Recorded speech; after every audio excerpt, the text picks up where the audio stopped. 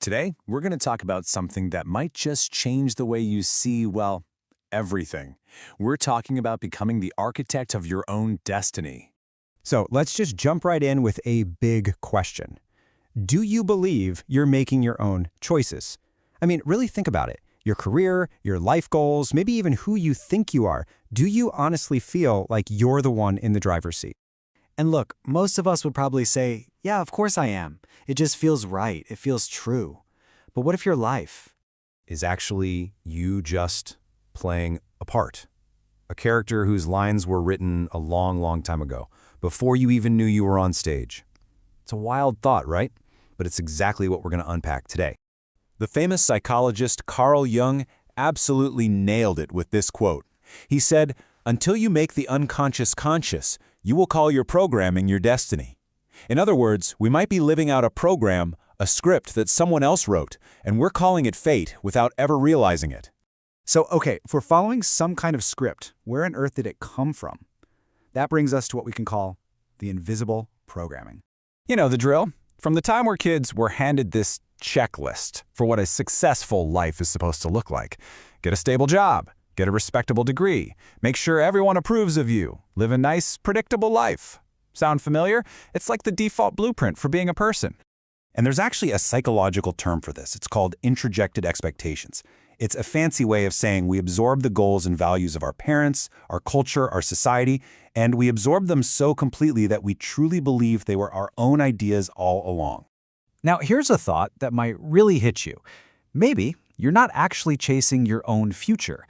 Maybe you're unconsciously trying to finish something from your parents' past, to achieve the dreams they couldn't, or to fix the things they felt they got wrong. So what happens when you follow this blueprint, when you check all the boxes? You might get everything you were ever told you should want, but it can lead to this really strange, hollow feeling, which brings us to our next section, a life that isn't mine.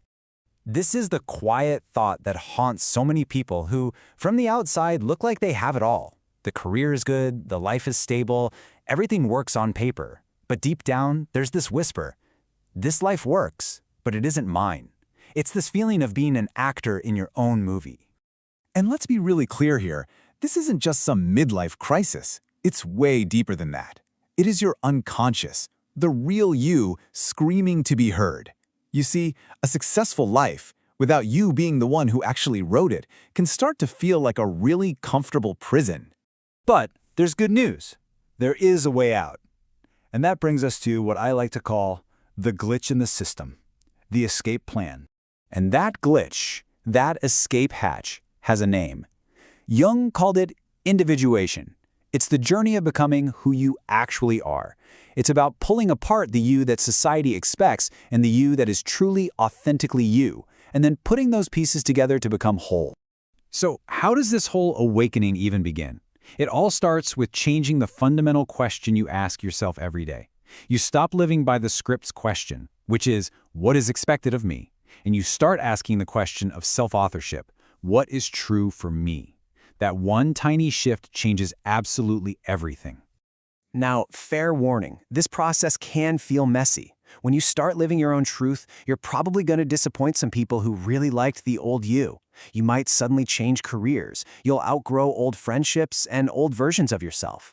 But these aren't signs you're messing up. They are signs that you are finally becoming real. And this is a really important point. This whole process, it's not about angry rebellion. It's not about tearing everything down just for the heck of it.